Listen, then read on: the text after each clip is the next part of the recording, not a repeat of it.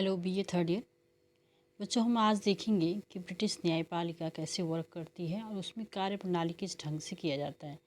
आप जब भी देखें कि ब्रिटिश न्यायपालिका, जैसे कि हमारे देश में न्यायपालिका है, उसी तरह ब्रिटेन में भी न्यायपालिका है।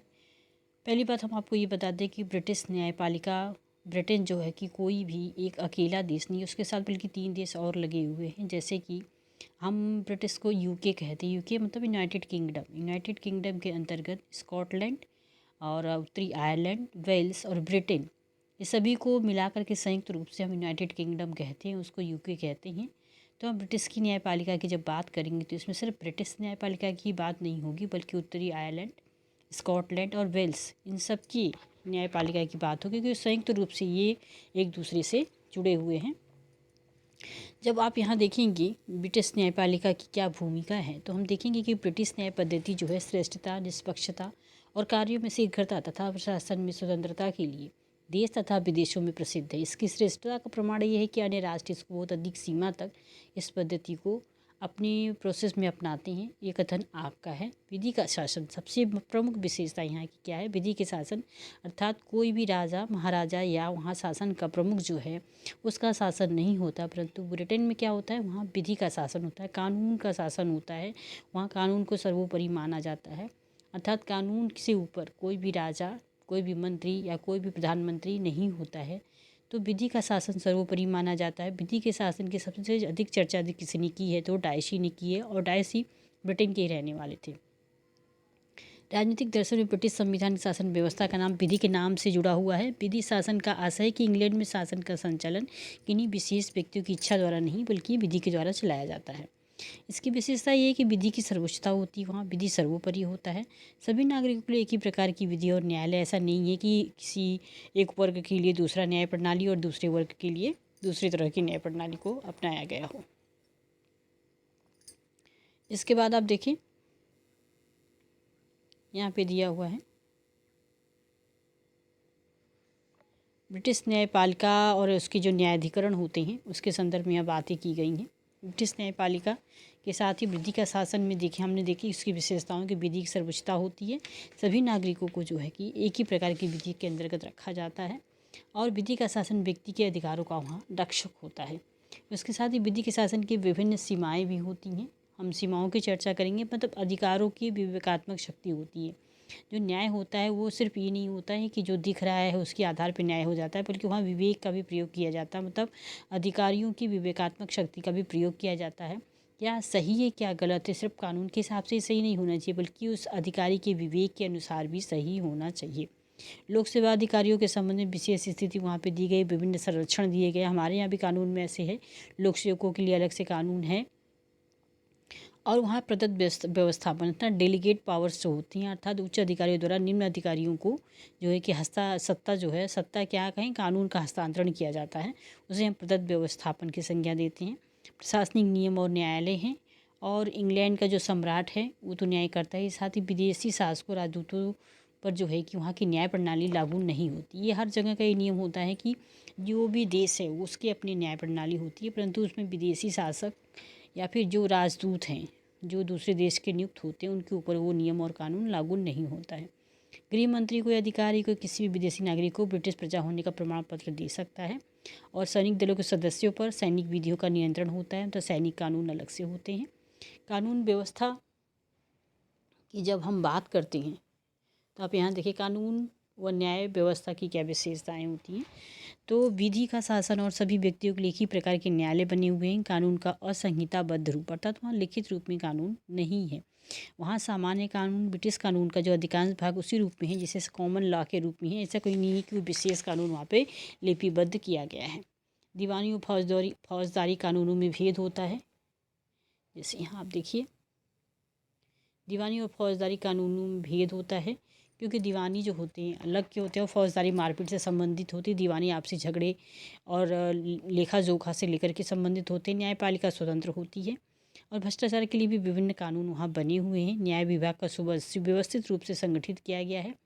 हालांकि हम ये कह सकते हैं कि न्याय पुनर्विलोकन जो कि अमेरिकी संविधान की विशेषता है वो भारत में है, परंतु ब्रिटिश संविधान में इसका आप लोप देखेंगे। लोप क्या कहें, एक तरह से कहेंगे वहाँ पे न्यायिक पुनर्विलोकन का अभाव है। वहाँ पे अगर जैसे कि हमारे यहाँ है कोई कानून है और उसके ऊपर अगर न्यायपालिका निर्णय देती है और उसको लगता है कि इसको पुनः देखने की ज़रूरत है, इसमें बदलाव की ज़रूरत है, तो उसमें वो बदलाव तब पुनर्विलोकन करके उसको देख करके फिर से समय के हिसाब से बदलाव कर सकती है। परंतु ब्रिटेन में ऐसी व्यवस्था नहीं है। वहाँ जूरी प्रथा भी है।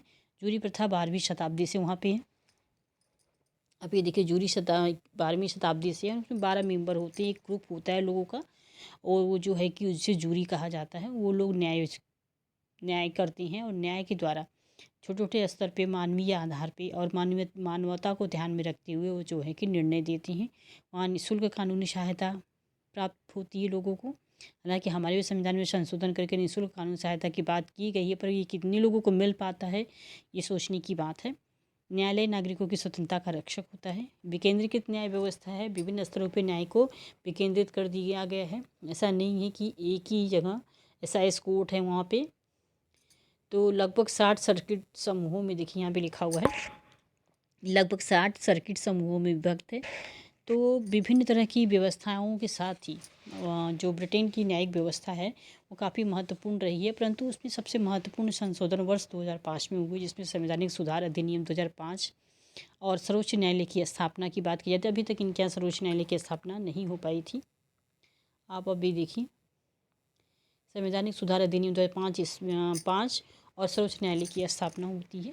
संवैधानिक सुधार अधिनियम 2005 के द्वारा, हालांकि ये विचार 1990 से वहाँ पे उठ के आ रहा था। लॉर्ड चांसलर जो होते हैं, प्रिवी परिषद जो होती थी, उसके द्वारा निर्णय लिए जाते थे, परंतु उसको जो है बदलाव करके 24 मार्च 2005 को वहाँ की सामग्री यानी महासम्राट जो थी, महारानी जो थी, उन्होंने सर्वोच्च न्यायालय की स्थापना की और उसके द्वारा अब न्याय वहाँ पे होने लगा है। तो सर्वोच्च न्यायालय का जो गठन हुआ है संवैधानिक सुधार अधिनियम 2005 के द्वारा, ये धारा 23 के में प्रावधान किया गया है। यूनाइटेड किंगडम जिसे हम कह सकते हैं, हमने बताया आपको कि यूनाइटेड किंगडम के अंतर्गत इंग्लैंड, वेल्स और उत्तरी आयरलैंड आते हैं, स्कॉटलैंड आता है। इन सब को मिला कर के हम यूनाइटेड किंगडम बनाते हैं, UK बनाते हैं, पर ब्रिटेन अलग या इंग्लैंड अलग रूप में उसको व्याख्यायित करते हैं।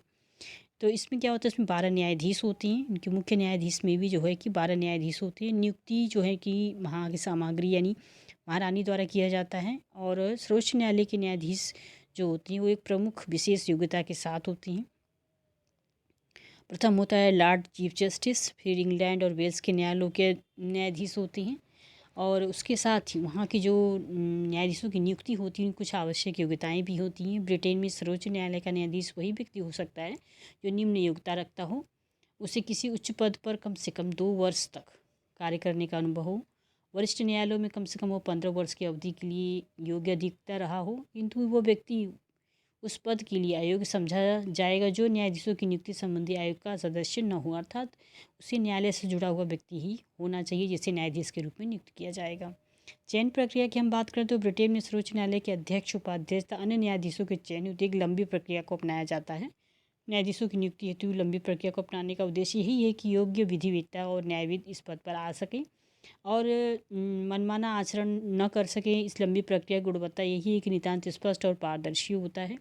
लॉर्ड चांसलर को सर्वोच्च न्यायालय के चयन हेतु एक चयन आयोग का गठन करना पड़ता है। इस आयोग में निम्न सदस्य होते हैं, उच्चतम न्यायालय का अध्यक्ष, उच्चतम न्यायालय का उपाध्यक्ष और विभिन्न तरह के लोग। स्कॉटलैंड के नियुक्ति बोर्ड के लोग होते हैं, आयरलैंड के लोग होते हैं। उसके बाद उनका चयन होता है और फिर वो न्याय व्यवस्था को आगे बढ़ाते हैं। जैसे कि आप यहाँ देखें इनकी नियुक्ति की क्या क्या योग्यताएं हैं। कम से कम 15 वर्ष की अवधि के लिए न्याय का कार्य किए हों और उनका चयन आयोग कैसा होना चाहिए। और इसके साथ ही आप इसमें देखें सिर्फ ये न्याय का कार्य ही नहीं करते बल्कि क्या करते हैं, अभिलेख न्यायालय के रूप में, मतलब विभिन्न रिकॉर्ड्स जो है न्याय से संबंधित जो रिकॉर्ड होते हैं उनको संचित करके रखवाते हैं। और साथ ही चीफ जस्टिस को विभिन्न कार्यों जैसे न्यायिक पदाधिकारियों की नियुक्ति, उनकी न्यायिक प्रक्रिया में भाग लेना, सर्वोच्च न्यायालय का जो स्टाफ जो कार्यालय होता है उनका देखरेख करना, स्टाफ कर्मचारियों की नियुक्ति और कार्यकारी न्यायाधीश के रूप में कार्य करना। न्यायिक क्षेत्र में 2 विशेष आयोग की भी स्थापना की जाती है और साथ ही न्यायिक नियुक्ति आयोग का गठन किया जाता है। संवैधानिक सुधार अधिनियम जो 2005 था, इसके अंतर्गत न्यायिक नियुक्ति आयोग के गठन की बात की गई है, जिसमें 14 आयुक्त होती हैं और वो न्याय के लिए ही कार्य करते हैं। इनके जो है कि 3 अप्रैल 2006 से जब ये अस्तित्व में आए तो गैर विभागीय लोक निकाय के रूप में काम किया। और न्यायिक नियुक्ति एवं आचरण जो है ओम्बुड्समैन जो कि स्विट्ज़रलैंड से लिया गया है, स्वीडन से लिया गया है। तो ओम्बुड्समैन की जो परिकल्पना है वो संवैधानिक सुधार अधिनियम 2005 में भी इसको स्वीकृत किया गया। ओम्बुड्समैन की बात हमारे यहाँ भी की जाती है। उनका भी कार्य और शिकायतें जो है कि भ्रष्टाचार से संबंधित शिकायतें वो सुनते हैं और न्यायिक शिकायतें करते हैं। न्यायपालिका के प्रसंग में ये कहा जा सकता है कि ब्रिटेन की जो न्यायिक व्यवस्था है संवैधानिक सुधार अधिनियम 2005 पे आधारित है और व्यवस्थापिका और कार्यपालिका से पूर्णतः पृथक होते हैं। इनका कोई लेना देना नहीं होता है। और स्वतंत्र सर्वोच्च न्यायालय की स्थापना के साथ ही न्यायपालिका अपनी क्या करती है, अपनी समस्त कार्य स्वतंत्रता के साथ संपन्न करती है। इसके लिए समस्त आवश्यक संवैधानिक प्रावधान किए गए हैं। इस प्रकार सुधार अधिनियम द्वारा दी गई व्यवस्था की दृष्टि में अमेरिका और भारत आदि देशों में की गई व्यवस्था से भी श्रेष्ठ है। न्यायाधीशों की नियुक्ति हेतु न्यायिक नियुक्ति आयोग के रूप में एक स्वतंत्र आयोग की गठन करना और उनके द्वारा जो है कि न्यायाधीशों की नियुक्ति करना काफ़ी काफ़ी पारदर्शी तरीके से किया जाता है, जिससे कि उनकी चारित्रिक श्रेष्ठता और योग्यता को अच्छे से जांच करके उनको नियुक्त किया जाता है। और फिर समय के साथ जो है कि न्यायिक ढांचा उनका मजबूत होता जा रहा है। सर्वोच्च न्यायालय के बाद इंग्लैंड और वेल्स के प्रमुख 5 प्रकार के न्यायालय हैं: the court of appeal, the high court, the crown court, the crown country count और द मजिस्ट्रेट काउंट कोर्ट। विभिन्न तरह के कोर्ट्स वहाँ रन करते हैं। तो इन न्यायिक प्रक्रिया के बारे में यहाँ पे ज़्यादा कुछ डिटेल में लिखा हुआ है। इसके साथ ही हम इसके ऑब्जेक्टिव क्वेश्चंस को देखेंगे जो कि हमारे लिए काफ़ी महत्वपूर्ण है, क्योंकि न्यायिक व्यवस्था से जो क्वेश्चंस बन सकते हैं वो इसमें दिए हुए हैं। चाहें तो आप इसका स्क्रीनशॉट भी ले सकती हैं। देखें आप, देखिए कि पहला क्वेश्चन है इसमें कि ब्रिटेन में विधि के शासन का सबसे अधिक विस्तार के साथ उल्लेख किस लेखक ने किया है। तो ये किसने किया है? डायसी ने किया है। ब्रिटेन में निःशुल्क कानूनी सहायता की बात कब से की गई है? तो ये कब से की गई है? 1949 में की गई पहली बार। ब्रिटिश न्याय व्यवस्था की प्रमुख विशेषता क्या है कि यहाँ पे जूरी प्रथा है, मतलब 12 लोगों का एक ग्रुप होता है जो न्याय के कार्य करते हैं, उनको जूरी कहा जाता है। जूरी प्रथा है वहाँ पे। फिर है संवैधानिक सुधार अधिनियम पर सामग्री ने अनुमति कब दी थी? 2005 में दी थी। लॉर्ड चीफ जस्टिस की नियुक्ति किसके द्वारा की जाती है? तो सामग्री द्वारा, यानी वहाँ की महारानी द्वारा किया जाता है। वर्तमान में सर्वोच्च न्यायालय में न्यायाधीशों की कितनी संख्या है? 12 सदस्य हैं वहाँ पे। वरिष्ठ न्यायालय में कम से कम कितने वर्ष का अनुभव रखने वाला योग्य अधिवक्ता सर्वोच्च न्यायालय में न्यायाधीश का पद ग्रहण कर सकता है? तो 15 वर्ष का अनुभव उसे होना चाहिए। सर्वोच्च न्यायालय के न्यायाधीशों का कार्यकाल कितने वर्ष की आयु तक होता है? 70 वर्ष तक होता है वहाँ पे। और आप लोग ये पता करिए कि भारत में जो सर्वोच्च न्यायालय का न्यायाधीश होता है वो कब तक कार्य करता है? 65 वर्ष तक काम करता है कि 62 वर्ष की 70 वर्ष? हालांकि इंग्लैंड में तो 70 वर्ष तक कार्य करते हैं। ये आपके लिए क्वेश्चन है। कदाचार के आधार पर न्यायाधीशों की पदच्युति का अधिकार किससे प्राप्त है? प्रस्ताव पास करके संसद के दोनों सदनों के द्वारा जो है कि कदाचार के आधार पर उसे हटाया जा सकता है। हमारे देश में भी न्यायालयों में जो न्यायाधीश होते हैं उनको कदाचार के आधार पर महाभियोग लगा करके उन्हें हटाया जा सकता है। न्यायिक नियुक्ति आयोग कितने आयुक्त होते हैं? 14। आज के लिए बस इतना ही।